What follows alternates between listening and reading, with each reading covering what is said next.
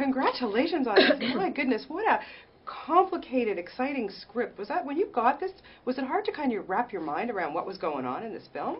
Yeah, it's, you know, it's dense. You do have to follow closely, and but what I loved about it was that it's a fast-moving movie, and it's a thinking man's thriller, and Tom and I sat down and he talked about it, and I wasn't even sure if I wanted to work that soon because I was going to be a new mom, and he told me he would make it as easy as possible and condense my dates into a 5-week shooting schedule, which made it seem possible. Yeah, how could you resist? Yeah, and then also just how he talked about it from a stylistic point of view. It was all there on the page, but he wanted to go back to that sort of 1970s cinema verite, and he showed me a stack of films that were inspirational to him, and I think he achieved that. Yeah, I agree. It is very much a throwback to those political thrillers of the 70s. I love that feel to it. And Eleanor, I mean, she's, you know, she's a tough cookie, yet she's juggling her family. She's got a lot to worry about. Did you find, you know, relating to her? Yeah, I do. I did, and I do. And that's, you know, something that hopefully all women will relate to, because it is a, you know, an ongoing struggle for women, yeah. because you feel like you're spreading yourself thin. How can I thrive or even survive in both worlds, you know?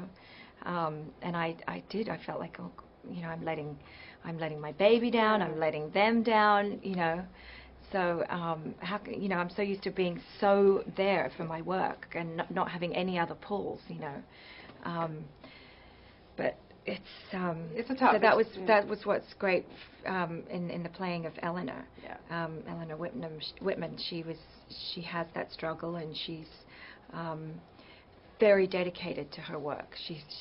She is involved in this case and has been for quite some time, and they've gotten closer and closer, and it's getting to crunch time, and but she's in a position now where she has to make a choice. Exactly, and of course you get to work with the great Clive Owen, who I of course always thought should be James Bond, but that's a whole other issue. But working with him, how do you know the chemistry? How do you know when it's going to work, Naomi? You guys are great together. Oh, good, thank you. You don't know, you really don't know, but you sort of know when you meet, and how you're going to connect. And something about Clive is that he's very unfussy. He doesn't seem actory at all. For someone who's as good looking as he is, he's just so unaware and has a good British schoolboy sense of humour, and you know, you can poke fun at him, and that's always good.